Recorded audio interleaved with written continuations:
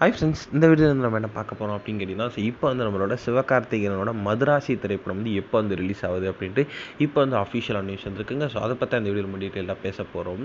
So Tamil சினிமாவின் முன்னணி நடிகராக இருக்கிறதா நம்மளோட சிவகார்த்திகேயன். ஸோ இப்போ வந்து அவரோட நடிப்பில் கடைசியாக ரிலீஸ் ஆன திரைப்படம் தான் அமரன். ஸோ இந்த திரைப்படத்துக்கான ரசிகர்கள் செம்ம ஒரு வரவேற்பு கொடுத்துருந்தாங்க அப்படின்னு சொல்லலாம்.